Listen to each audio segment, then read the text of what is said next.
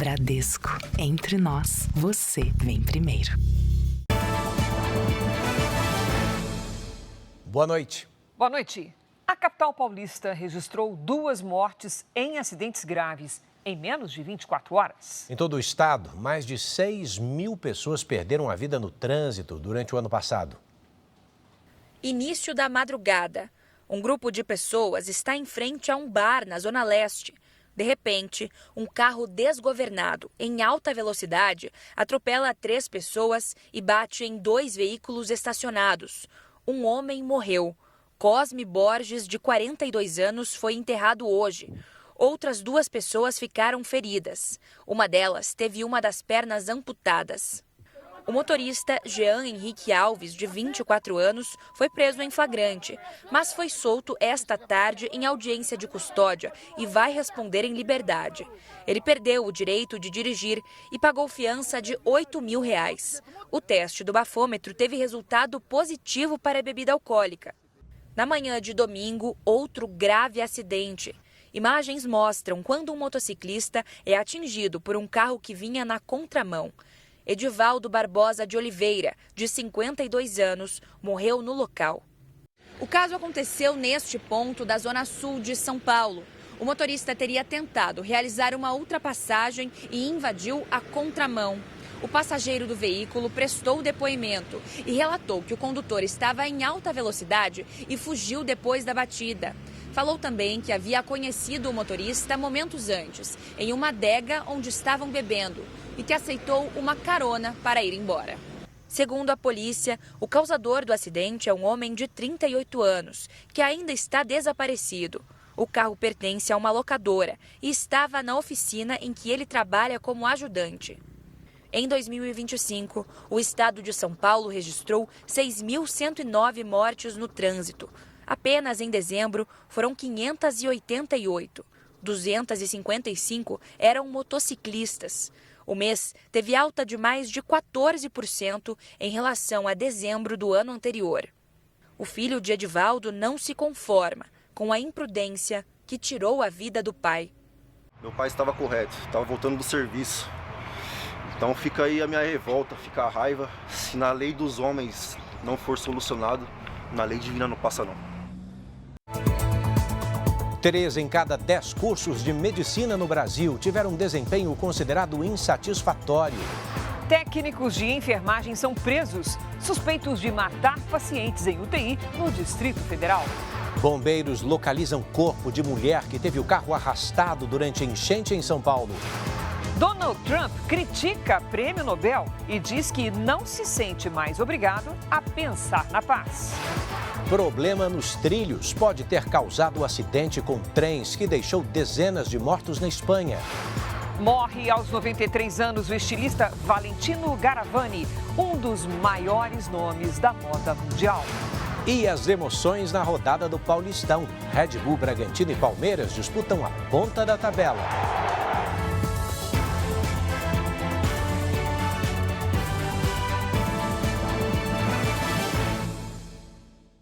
Oferecimento Bradesco e Agro. Isso que é dupla raiz.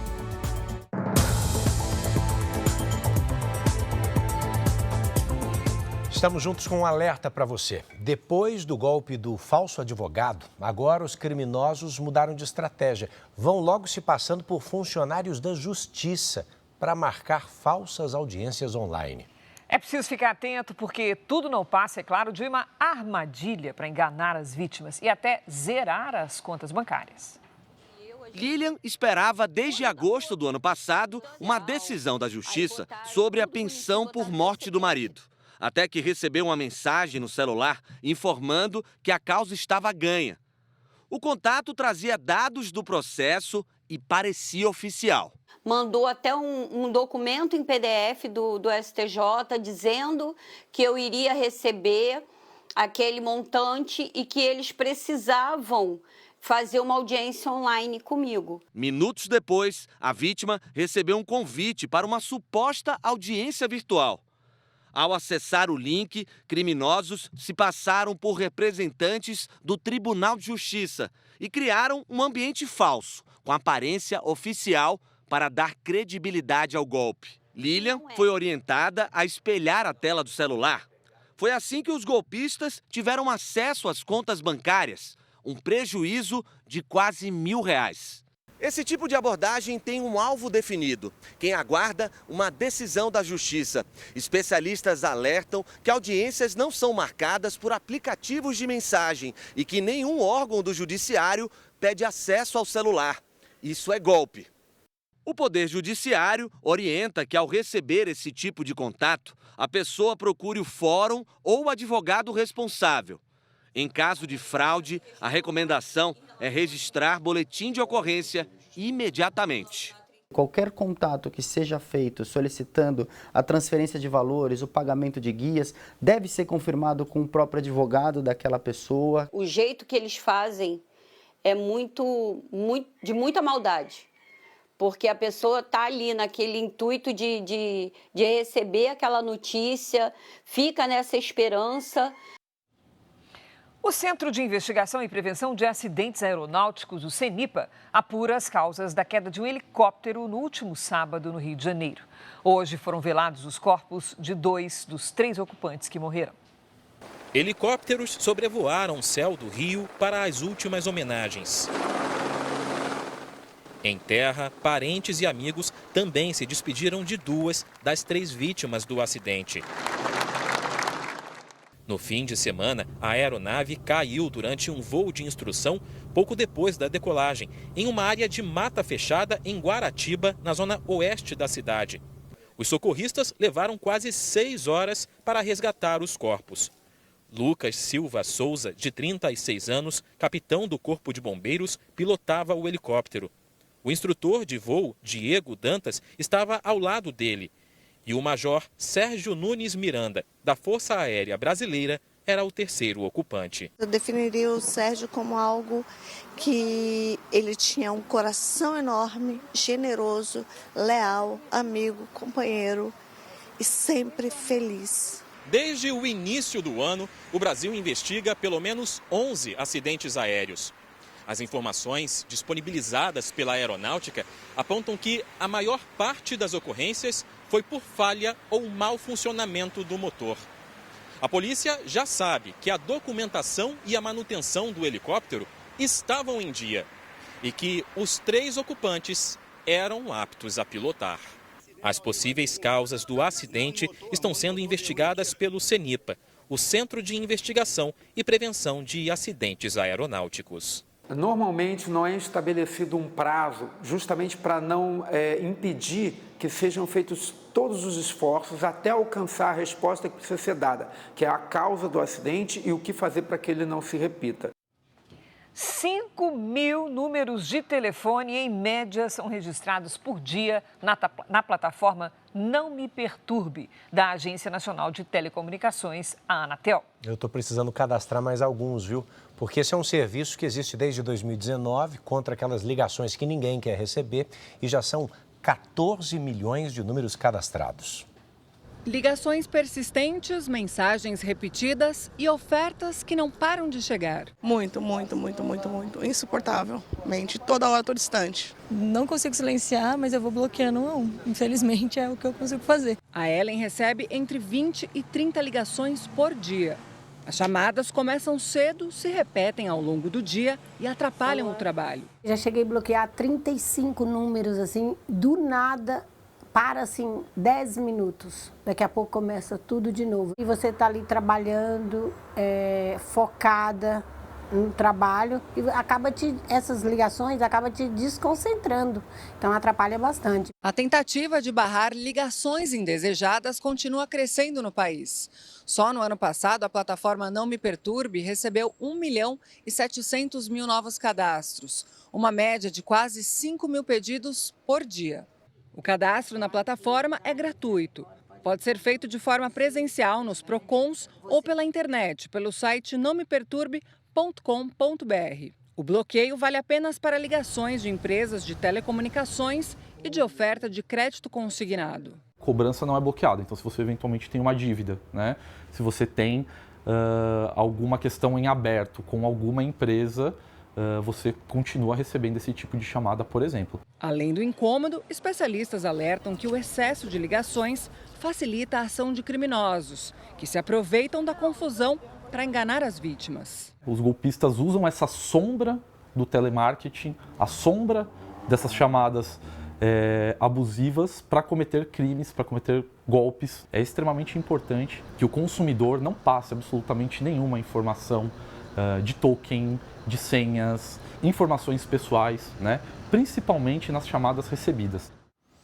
Já estão abertas as inscrições para o SISU, o sistema que dá acesso a universidades públicas em todo o Brasil. Esta é a maior edição da história do programa, com quase 275 mil oportunidades.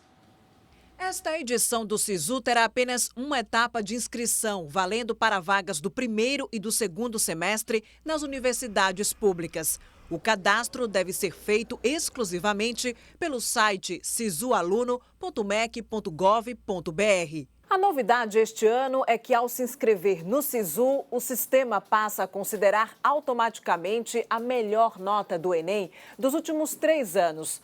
O Ministério da Educação reforça que não há cobrança de taxa de inscrição. São quase 275 mil vagas em mais de 7 mil cursos oferecidos por 136 instituições públicas de ensino superior.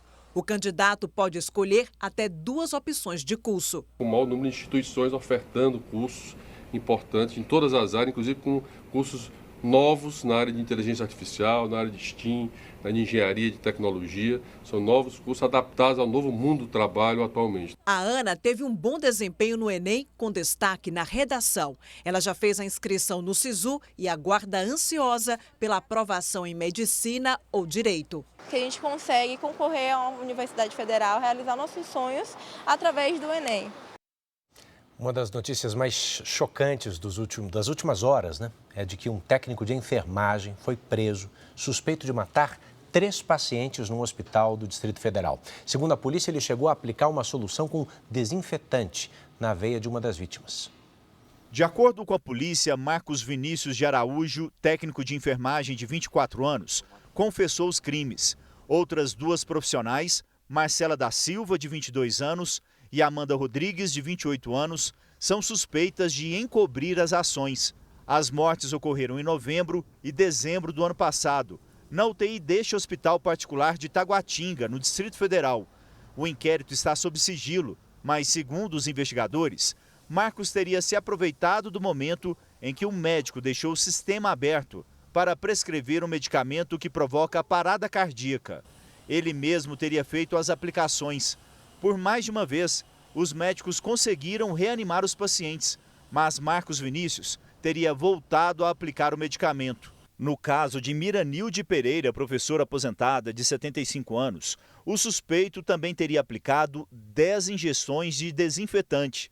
As outras vítimas são os servidores públicos Marcos Moreira, de 33 anos, e João Clemente Pereira, de 63. Até suspeitamos que pudesse ter tido algum erro médico.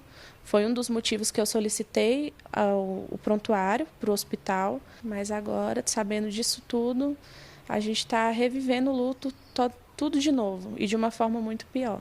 As mortes levantaram suspeitas entre os profissionais do hospital. Todos esses pacientes chegaram aqui andando, conscientes. Então, teve um dia, em um plantão, foram 3 paradas ao mesmo tempo nesse dia. A gente acha que ele pensou que ia passar despercebido. Segundo a polícia, o técnico de enfermagem confessou os crimes após ser confrontado com as imagens do circuito de segurança do hospital, que mostram ele pegando a medicação, escondendo as seringas no jaleco e depois aplicando as substâncias nos pacientes. Marcos Vinícius ainda simulava uma tentativa de reanimação das vítimas. No depoimento, ele não revelou a motivação dos crimes. Aí indagamos então a motivação dele ter agido daquela forma, ele então começou a titubear. Inicialmente disse que o plantão estava muito pesado, que não sabe dizer por que fez aquilo. Depois ele disse que quis aliviar o sofrimento das vítimas, só que a primeira vítima estava bem, estava consciente, estava apenas com uma constipação intestinal. Em nota, o hospital informou que, ao identificar circunstâncias atípicas em 3 óbitos, instaurou uma investigação interna e que ainda solicitou a abertura de inquérito policial a adoção de medidas cautelares, incluindo a prisão dos envolvidos. A polícia vai analisar outros atendimentos realizados pelo técnico de enfermagem, já que ele também atuava em uma UTI neonatal em Brasília. O Jornal da Record ainda não conseguiu contato com as defesas dos investigados. Ninguém merece passar por isso, mas meu pai especialmente não merecia isso. Destaque internacional: a Espanha está em luto pelo pior acidente ferroviário em uma década no país. 40 pessoas morreram e há dezenas de feridos. O governo prometeu uma investigação rigorosa e transparente. A sobrevivente descreve o que presenciou. Havia pessoas feridas, muitas em estado crítico, e não podíamos fazer nada. Não podem fazer nada. Eram quase 8 da noite no horário local, quando o acidente entre 2 trens de alta velocidade aconteceu. Um deles saiu de Madrid com destino a Huelva. O outro viajava de Málaga para a capital espanhola quando houve o choque perto da estação de Ademús, na Andaluzia. Os últimos vagões de uma das composições descarrilaram e atingiram o trem que seguia no sentido contrário. Não houve tempo para acionar o sistema de freios. A batida foi num longo trecho de reta, fato considerado muito estranho pelo ministro dos Transportes. O acidente é tremendamente estranho. Autoridades espanholas não descartaram a hipótese de falta de manutenção. Em agosto do ano passado, o Sindicato dos Maquinistas da Espanha teria enviado uma carta à empresa responsável pelo serviço, denunciando problemas estruturais nos trilhos, justamente no trecho onde aconteceu a colisão. A empresa confirmou ter recebido a carta e reforçou que a linha era segura. Peritos estiveram no local para recolher evidências. Uma das suspeitas é de falha na soldagem de trilhos. O primeiro-ministro Pedro Sánchez prometeu absoluta transparência sobre as causas do acidente. Ainda hoje, criminosos enganam pacientes e cobram por falsa taxa de entrega de exames médicos. E a seguir, tudo sobre a terceira rodada do Paulistão, que teve jogos decididos nos últimos minutos. Breno Bidon frustrou os São Paulinos e salvou o Corinthians da derrota. Contra o Guarani, o Santos deixou a vitória escapar no último lance.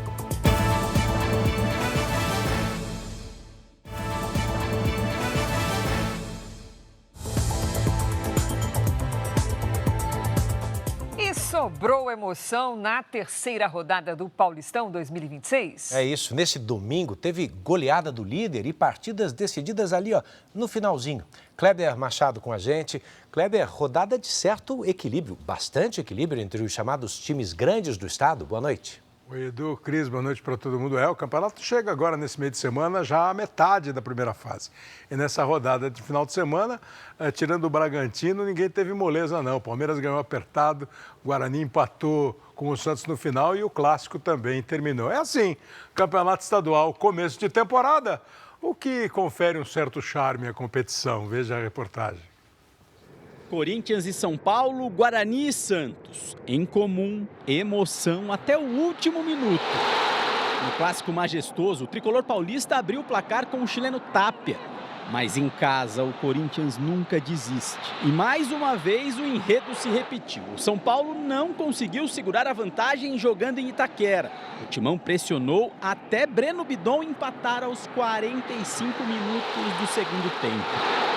É uma coisa que eu me cobro muito no dia a dia, treino bastante para melhorar isso, continuar trabalhando para que esse ano possa sair mais gols. Em 22 majestosos na Neoquímica Arena, o São Paulo venceu apenas um. Em 6 oportunidades, o tricolor saiu vencendo, mas cedeu o empate ou a derrota.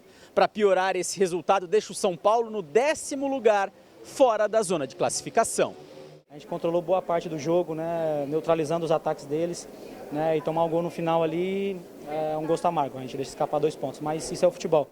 O Corinthians é o 7º, uma posição à frente do Santos, que poderia estar melhor não fosse uma cabeçada no último minuto do jogo. O Peixe, de azul, escapou de levar o gol do Guarani quando o Brasão pegou esse pênalti e ainda abriu o placar com um Barreal. Tudo caminhava para a vitória santista. Até que no último lance do jogo, o Kevin, de 20 anos, que até semana passada disputou a Copinha e tinha acabado de entrar, empatou. Olha, eu tenho que até pensar nas palavras para não falar bobagem aqui, sabe? A gente não pode jogar da forma que jogamos. Além de empates dramáticos, a rodada teve goleada do líder Red Bull Bragantino. 5-0 no Botafogo de Ribeirão Preto e segue invicto, dono da melhor defesa e do melhor ataque da competição. Tem a mesma pontuação do Palmeiras, lembrando que o campeonato tem 8 rodadas, os 8 primeiros se classificam. São Paulo está fora, como mostrou aí a matéria do Bruno, e os 2 últimos caem. No meio de semana tem rodada no Paulistão e uma bela rodada, ó. Na quarta-feira, a partir das 7 da noite, a gente mostra São Paulo e Portuguesa. São Paulo precisando do resultado e a Portuguesa ganhou a primeira dela no campeonato. E na quinta-feira é o clássico mais antigo do futebol de São Paulo. Santos e Corinthians, os dois estão na zona de classificação, mas não podem bobear, não. Falando agora de Copinha, depois da classificação de Grêmio e Cruzeiro, outros 2 times vão garantir ainda hoje vaga nas semifinais. É a Copa São Paulo de Futebol Júnior. Vamos aos gols dos primeiros classificados. O Grêmio se classificou vencendo o Ceará por 3-0. O primeiro gol foi marcado por João Borne. O mesmo João Borne fez o segundo gol do time gaúcho. Bonito. E Felipe Magalhães marca o terceiro. Grêmio 3, Ceará 0, Grêmio classificado. O Cruzeiro fez 1-0 com Kaique em cima do Guanabara City. Fez 2-0 com Juan e 3-0 com Fernando. Grêmio e Cruzeiro se enfrentam quarta-feira em uma das semifinais da Copa São Paulo de Futebol Júnior. E como eu disse, hoje a gente vai conhecer os 2 outros semifinalistas e domingo tem transmissão ao vivo aqui. As outras partidas são os jogos entre São Paulo e Botafogo, Palmeiras e Ibrachina. Mudando de continente agora. Na Copa Africana de Nações, uma final tensa. Teve pênalti polêmico, abandono de campo, cavadinha e Senegal bicampeão, ganhando do anfitrião Marrocos. Já eram 92 minutos de jogo. Senegal faz um gol, mas o gol é anulado. O juiz viu uma falta em Hakimi, que é lateral do PSG, e foi chamado pelo VAR. 96 minutos. Pênalti em cima de Brahim Dias, que é jogador do Real Madrid. Senegal reclama. O VAR confirma o pênalti. E o time do Senegal sai do campo. Mané, que é jogador do Liverpool, do Bayern, e é o craque do time, joga na Arábia Saudita, vai buscar a equipe de Senegal. Senegal volta para o jogo. Brahim Dias bate o pênalti desse jeito aí, ó. Mendy faz a defesa. Aí no tempo extra, Papé Gueye marca um golaço. E Senegal é bicampeão da África. Que história, hein? As 2 seleções estão na Copa do Mundo e Marrocos é a primeira adversária da seleção brasileira no Mundial. Isso é um jogo ou uma novela, Kleber? É uma novela, é um jogo que virou uma novela. Mas terminou, viu? Terminou a novela. Valeu. Obrigado, Kleber. Você vai ver a seguir, o Ministério da Educação deve punir instituições de ensino depois do mau desempenho dos cursos de medicina. E também, Donald Trump diz que não se sente mais obrigado a se comprometer com a paz. O presidente dos Estados Unidos diz que evitou 8 guerras e não foi o suficiente para ganhar o Prêmio Nobel da Paz.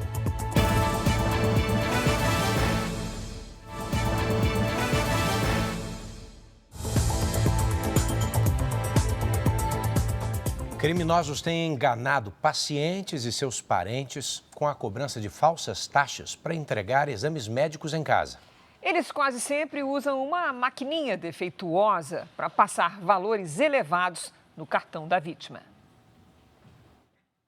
Dona Nilva se curou de um câncer de mama, mas ainda precisa fazer exames periódicos. Na semana passada, ela recebeu uma falsa ligação do laboratório. Um homem que se apresentou como médico avisou que um motoboy levaria os resultados do exame na casa dela. Era um estelionatário que cobrou uma taxa de entrega e ainda conseguiu passar R$ 5.200 no cartão dela.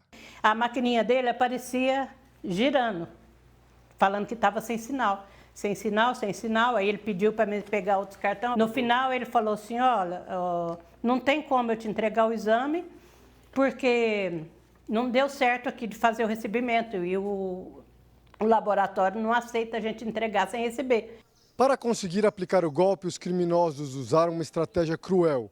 Na ligação, falaram que os exames de controle do câncer tinham dado uma alteração grave, tudo para deixar a vítima ainda mais vulnerável e sem desconfiar da mentira. Eu fiquei cega, que eu vendo que ele estava fazendo tudo errado, ele tremendo, ele mexendo no meu cartão com o meu celular e eu não tive ação para reagir. Essa vontade de ver o resultado. Este especialista em crimes digitais explica que as quadrilhas são bem estruturadas. Elas contam com diversos setores. São setores que pesquisam os dados pessoais das vítimas, tem outro setor que é encarregado pela engenharia social e tem outro setor que é responsável por diluir, por sumir com o dinheiro no momento em que ele é transferido. A orientação é desconfiar de ligações que fazem cobranças. É desligar imediatamente, não continuar a conversa e ligar imediatamente para o laboratório ou para o hospital pelos telefones oficiais, pelos contatos oficiais, e aí ele vai ver exatamente o que foi que aconteceu. Além do prejuízo financeiro, Dona Nilva conta que ficou o abalo emocional. Eu tive depressão por conta da doença. E de sexta-feira para cá eu não consigo comer e não consigo dormir. 3 em cada 10 cursos de medicina no país foram reprovados no Exame Nacional de Formação Médica, o ENAMED. O Ministério da Educação deve aplicar sanções a essas instituições de ensino. A prova obrigatória para os alunos tem o objetivo de avaliar a qualidade dos cursos de medicina. Das 351 graduações avaliadas, 107 tiveram desempenho insatisfatório. As notas vão de 1 a 5. 60% dos alunos dessas instituições tiraram entre 1 e 2. Por causa do baixo desempenho, 99 cursos de medicina vão sofrer algum tipo de sanção do Ministério da Educação, como processos administrativos e medidas cautelares, com proibição do aumento do número de vagas e até suspensão do vestibular. Não é caça às bruxas, não é punição de ninguém, é garantir que, principalmente, instituições que cobram do aluno e cobram mensalidades caras possam ofertar cursos de qualidade na formação de médicos nesse país. Em nota, a Associação Brasileira de Mantenedoras de Ensino Superior afirmou que a adoção de sanções a partir de um exame ainda imaturo expõe instituições consolidadas, estudantes e o próprio sistema de formação médica a um cenário de instabilidade. Mais de 89 mil alunos e profissionais foram avaliados pelo ENAMED. Os melhores desempenhos foram de estudantes de instituições federais, com pontuação média de 83%. Há estudantes que estão prontos para o exercício médico e há outros que precisam, talvez, estudar um pouco mais, passar um pouco mais em treinamento. Boa parte, não todos naturalmente, mas boa parte desses cursos e desses estudantes não tão bem avaliados são oriundos de cursos jovens, eu diria. E esse é um fator. Bom, o Conselho Federal de Medicina defende o seguinte, que os cursos do país precisam ter no mínimo nota 4 no exame, o que significa que 75% dos alunos tiveram bom desempenho. Um homem foi preso no Rio de Janeiro suspeito de perseguir e até ameaçar integrantes do Judiciário do Paraná. Segundo a investigação, ele chegou a criar um site para atacar as vítimas. Vinícius Guedes Sim, de 39 anos, foi preso em casa na zona sudoeste do Rio. O engenheiro da computação morava há pouco tempo na cidade e tinha mandado de prisão preventiva expedido pela Justiça do Paraná. Ele é suspeito de denunciação caluniosa, violação do segredo de justiça e perseguição. As vítimas são 3 mulheres, uma juíza, uma promotora de justiça e uma advogada, todas do Paraná. Segundo as investigações, tudo começou quando o engenheiro recebeu uma decisão desfavorável num processo de família que envolvia o filho dele. Vinícius passou a fazer ataques seguidos e agressivos contra as mulheres que atuaram na ação. Na decisão do pedido de prisão, a Justiça entendeu que a promotora, a magistrada e a advogada da parte contrária tornaram-se alvos não por erros técnicos, mas pela condição de mulheres em posições de autoridade. Até uma página na internet foi criada para difamar as vítimas. que ainda foram alvos de reclamações e representações institucionais infundadas. Ao invés dele procurar as vias recursais, ele optou por criar um site e nesse site ele equiparou a prestação jurisdicional desse processo ao nazismo. Ele chamou de o Quarto Reich, né? O Quarto Império. Os agentes também apreenderam equipamentos eletrônicos que vão auxiliar nas investigações. A defesa de Vinícius não foi localizada. Foi velado nesta segunda-feira em Brasília o corpo do ex-ministro e ex-deputado federal Raul Jungmann. Ele lutava contra um câncer no pâncreas. Parentes, amigos e autoridades, como o ministro Gilmar Mendes e o comandante do Exército Tomás Ribeiro Paiva, se despediram e prestaram homenagens ao ex-ministro. Raul Jungmann morreu neste domingo aos 73 anos. Ele estava internado desde sábado para tratar um câncer no pâncreas. Ao longo da carreira política, ocupou 4 ministérios e teve 3 mandatos como deputado federal por Pernambuco. No governo Fernando Henrique Cardoso, comandou o Ministério do Desenvolvimento Agrário 2 vezes. Já na gestão Michel Temer, foi ministro da Defesa e, em 2018, tornou-se o primeiro-ministro da Segurança Pública do país. Foi o primeiro a falar num Sistema Único de Segurança Pública, SUSP. Uma profunda admiração, acho que é um dos maiores homens públicos que o Brasil produziu. Raul Jungmann deixa 2 filhos e uma neta.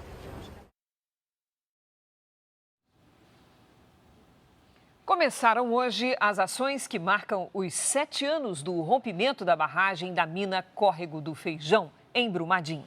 Essa é uma tragédia que deixou 272 mortos. 2 vítimas não foram encontradas até hoje. Para as famílias e para os sobreviventes, ou melhor, para as famílias de sobreviventes, apesar do tempo, a dor e a busca por respostas continuam. Falar sobre o dia em que a irmã morreu ainda é difícil para Pedro Henrique.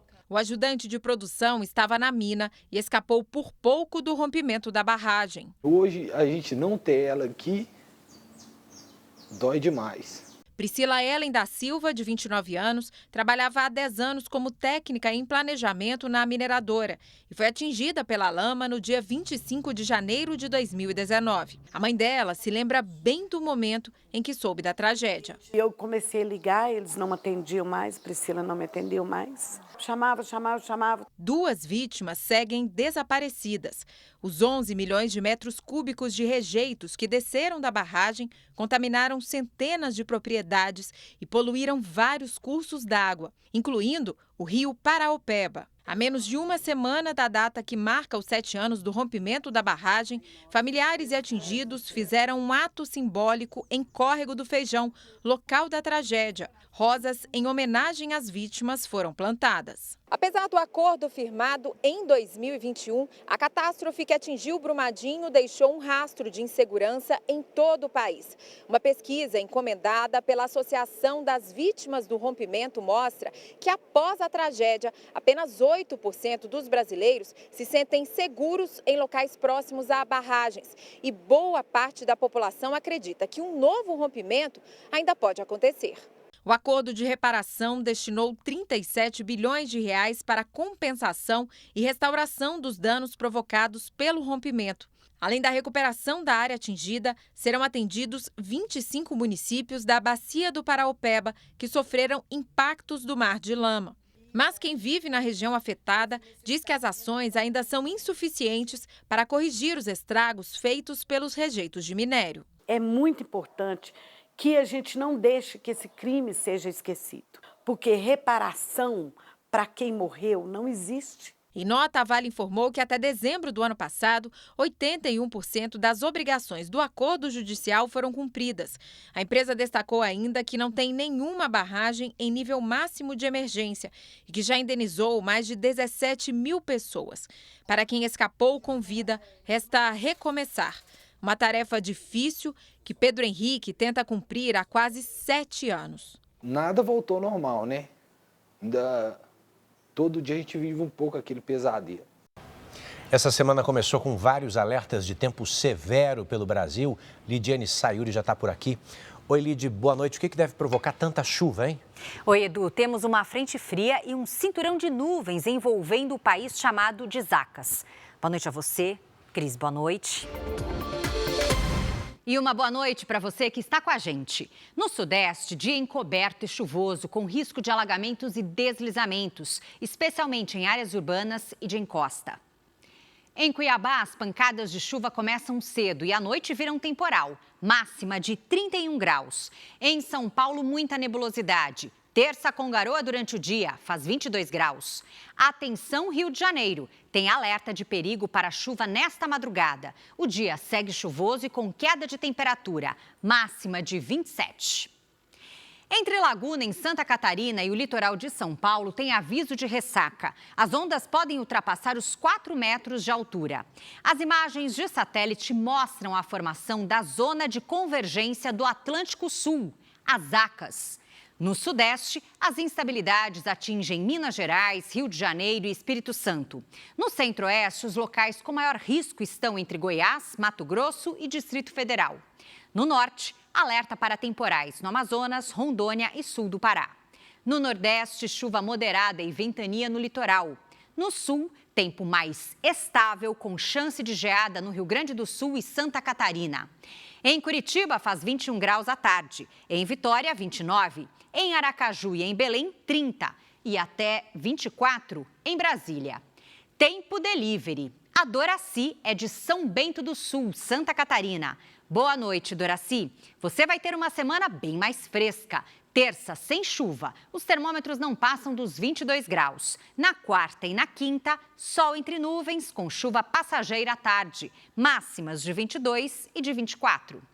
Direto de Goiânia, Goiás, tem pedido do Walter. Oi, Walter.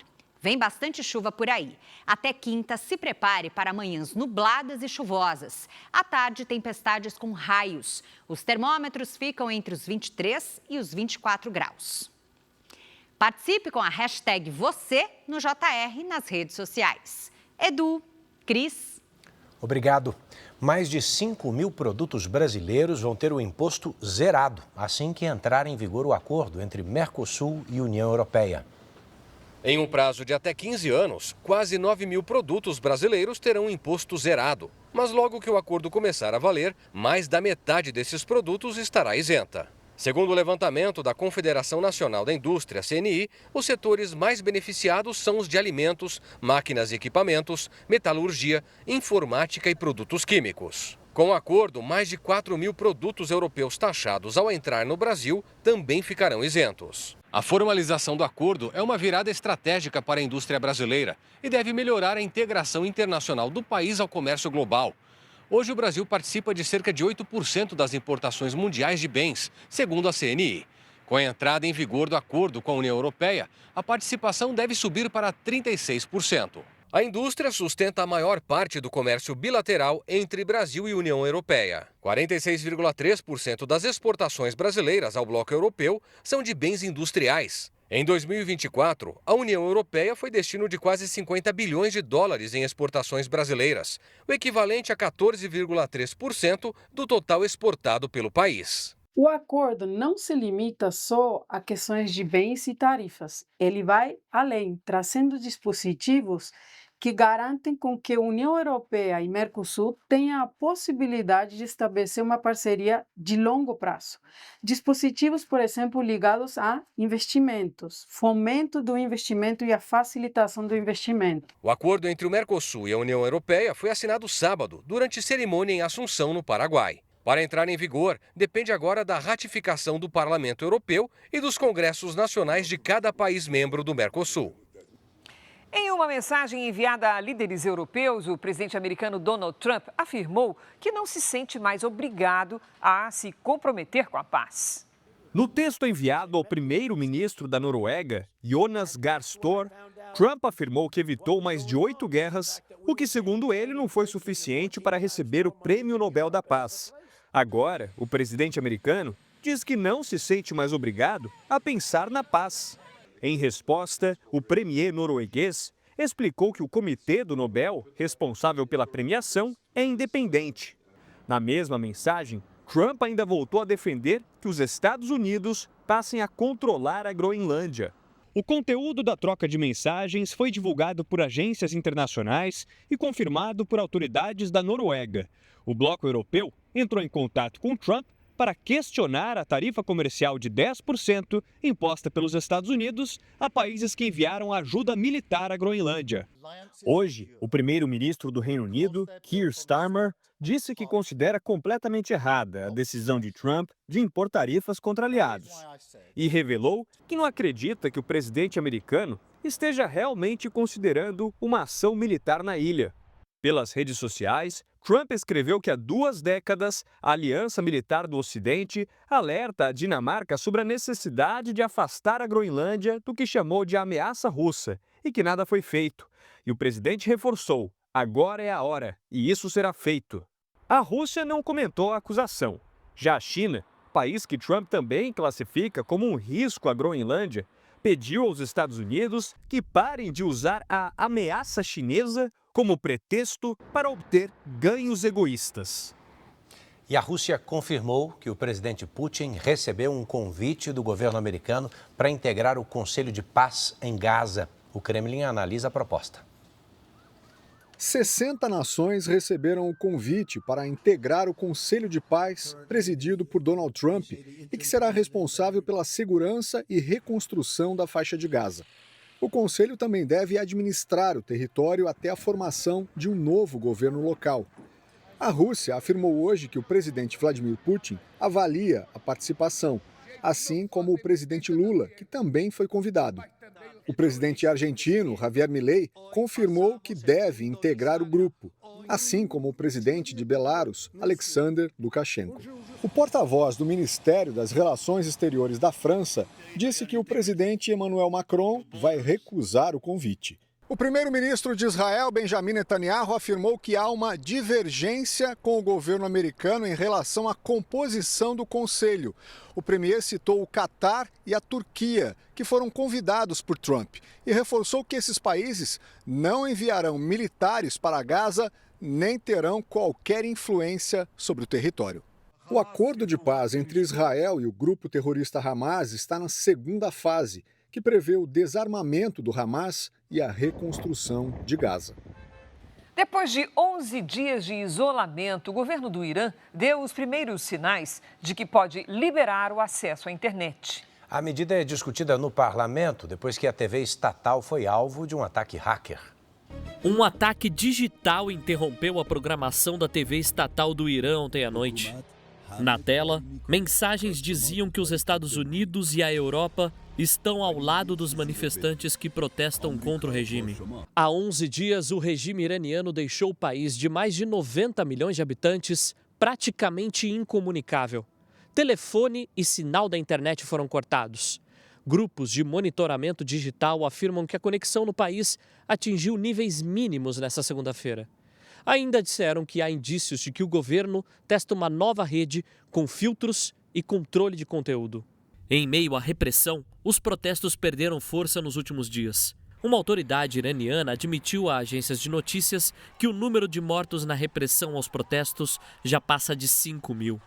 As manifestações foram motivadas pela crise econômica, mas o movimento evoluiu para um protesto contra o regime dos ayatollahs, que governa o país desde o fim da década de 70. Pelo menos 19 pessoas morreram por causa dos incêndios florestais que atingem o Chile. As chamas avançaram sobre áreas urbanas no sul do país e destruíram casas. Cerca de 50 mil pessoas precisaram deixar a região às pressas hoje. Pelo menos 20 focos de incêndio seguem ativos, agravados pelo calor intenso e por ventos muito fortes.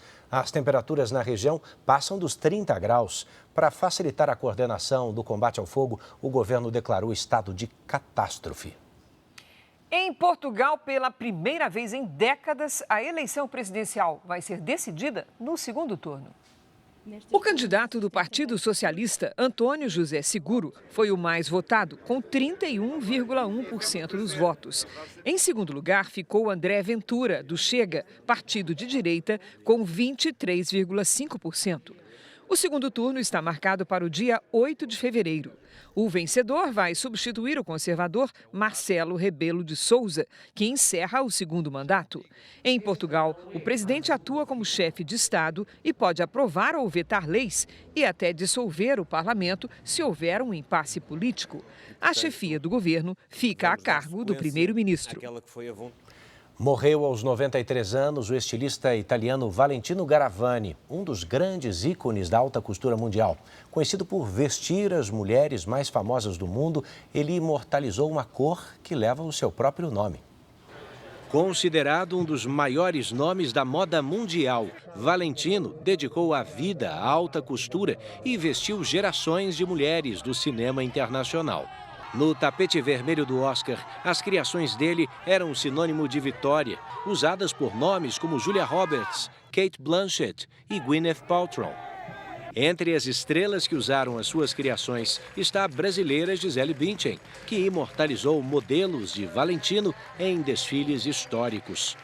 O trabalho dele ficou marcado pelo uso de uma tonalidade específica da cor vermelha, que ficou conhecida como vermelho Valentino. O estilista esteve à frente de seu ateliê de moda desde 1959 até fazer seu último desfile em 2007. Ele se aposentou das passarelas em 2008, mas nunca deixou de ser referência. Valentino morreu em casa, na cidade de Roma, na Itália. Imagens inéditas do roubo das joias da realeza francesa, que foram retiradas do Museu do Louvre há 3 meses, foram divulgadas neste final de semana. Nas imagens, um homem de colete amarelo aparece tentando serrar o vidro de proteção onde estavam as joias da coroa francesa. Em seguida, dá vários socos para ajudar a quebrar a vitrine. Um outro suspeito, vestido de preto, age da mesma forma. E o primeiro homem aparece para ajudá-lo. Eles usaram um guindaste e se passaram por operários, tanto para entrar quanto para sair do museu em outubro do ano passado. A janela usada na invasão ganhou grades de proteção em dezembro. No total, a polícia prendeu 8 suspeitos, mas apenas 4 seguem detidos. A maioria das joias ainda não foi encontrada. O alerta agora é para quem pretende prestar concurso público. Muita atenção. Criminosos estão criando páginas falsas para atrair os candidatos. A vítima não perde só dinheiro, mas também fornece dados pessoais que os golpistas depois usam em outras fraudes. Júlia sonha em passar em um novo concurso. Nas redes sociais, ela viu um anúncio de inscrição para um órgão público. Clicou no link, preencheu os dados e fez o pagamento. Poucos minutos depois, percebeu que algo estava errado. Quando eles cobraram uma segunda taxa. O concurso sempre cobra uma única taxa. Depois, inclusive, eu fui pesquisar para ter certeza, porque eu nem sabia da existência desse golpe do concurso. E aí, eu descobri que eu caí num golpe. A taxa paga na falsa inscrição foi de R$ 90. Ela tentou recuperar o dinheiro, mas até agora não conseguiu. E não foi só o prejuízo financeiro. Júlia preencheu o formulário falso com o nome completo, data de nascimento, CPF e outras informações pessoais. Com esses dados, os criminosos podem, por exemplo, abrir contas digitais em diversas instituições financeiras. Para enganar as vítimas, os golpistas usam diferentes estratégias. Criam sites idênticos aos verdadeiros, mas alguns detalhes ajudam a identificar o golpe. Concurso público, por exemplo, não divulga inscrição em perfis que não sejam oficiais. O ideal é você conferir se aquele link que você acessou realmente ele é de uma página do governo. Normalmente as páginas elas vêm .gov ou .org. Páginas.com.br nunca estão associadas a algo governamental, a algo que seja relacionado a links públicos. Para combater esse tipo de crime, que usa nomes de vários órgãos oficiais, o IBAMA publicou um alerta que diz que os concursos só são divulgados no site do Instituto. A advogada orienta a vítima a agir rapidamente assim que desconfiar que há algo errado. Faz um boletim de ocorrência através da delegacia virtual, você faz através do telefone celular, você faz através do computador. Entre em contato também com o seu banco ou até com a sua operadora de cartão de crédito e que tudo seja feito de forma imediata. Os bombeiros conseguiram encontrar o corpo da idosa que estava desaparecida desde sexta-feira, quando um temporal atingiu a cidade de São Paulo. Desde dezembro, 12 pessoas morreram no estado em decorrência das chuvas. O corpo foi encontrado às margens do Rio Pinheiros, próximo ao Autódromo de Interlagos, na zona sul de São Paulo, a mais de 10 quilômetros do local de onde o carro foi sugado pela água. A confirmação de que se tratava de Maria Deusdete da Mata Ribeiro, de 67 anos, colocou fim a um trabalho intenso de buscas que começou na tarde de sexta-feira. Quero realmente que isso termine, né? Porque eu e meu irmão, que está aqui comigo aqui, a gente quer realmente o fim disso, que a gente não aguenta mais, são 3 dias já. Este vídeo, gravado por celular, mostra um carro branco sendo arrastado pela enxurrada. O veículo, quase submerso, aparece com a porta do passageiro aberta e é possível ver Maria Deusdete nas imagens. Ela estava acompanhada do marido, que também morreu. O corpo de Marcos da Mata Ribeiro, de 68 anos, foi encontrado no sábado. O velório e o enterro do motorista de aplicativo reuniu parentes e amigos neste domingo. O acidente aconteceu em um trecho desta avenida movimentada na zona sul de São Paulo, onde alagamentos acontecem com frequência. O carro onde Maria e Marcos estavam foi sugado para o córrego exatamente nesse ponto. Horas depois, a prefeitura instalou aqueles blocos de concreto. Segundo a prefeitura, um guarda-corpo que havia sido instalado no local em 2024 foi vandalizado e furtado. Todo ano acontece, isso acontece nas chuvas de verão. O córrego transborda entre 2 a 3 vezes por ano. Maria e Marcos eram casados há 46 anos. Não tem melhor exemplo como de casal, de vida, de perseverança, e que a gente sem dúvida vai tentar deixar para os nossos filhos e manter, sem dúvida. 2 ciclistas estão perdidos na Serra do Mar há 5 dias. O objetivo deles era ir para uma cachoeira na cidade de Juquitiba, Grande São Paulo. Equipes dos bombeiros acreditam que eles podem aparecer no litoral paulista. Essa é a última imagem dos ciclistas registrada por uma câmera de monitoramento. Gilberto Alves de Almeida, de 62 anos, e Carlos Gomes Pereira, de 56 anos, estavam em uma trilha de terra no dia 14 de janeiro. O destino era uma cachoeira que fica na região da Serra do Mar, no município de Juquitiba, na região metropolitana de São Paulo. Mas eles se perderam no caminho. Esse foi o áudio enviado por Gilberto ao cunhado, mas ele não explicou a localização exata. Bom, meu filho, nós viemos fazer a trilha aqui, se perdemos. Agora nós estamos descendo o rio. Entendeu? Não sei se nós vamos chegar hoje, não. Assim que os bombeiros foram comunicados, concentraram as buscas em Juquitiba. Mas a área total de atuação é muito extensa.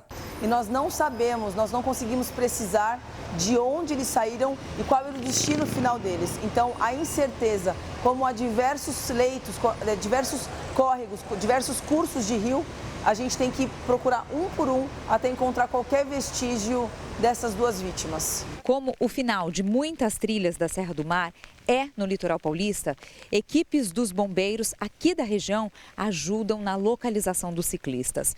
Um dos pontos de atuação é um caminho que passa por essa área rural de Itanhaém. A chuva dificulta o trabalho das equipes de resgate. A gente deita para dormir, começa a pensar, porque a gente está num lugar, né, com conforto, coberta, e fica imaginando onde que ele pode estar, se ele conseguiu comer alguma coisa. É muito desesperador. A gente segue acompanhando esse caso. O Jornal da Record volta à 00:30. As reportagens de hoje você assiste no Record Plus e em todas as nossas plataformas digitais. E a programação da Record está ao vivo e de graça no Record Plus. Você fica agora com a novela Mãe. E logo depois de Reis, tem a novela Chamas do Destino. Não perca. Ótima noite para você. A gente se vê amanhã. Até lá.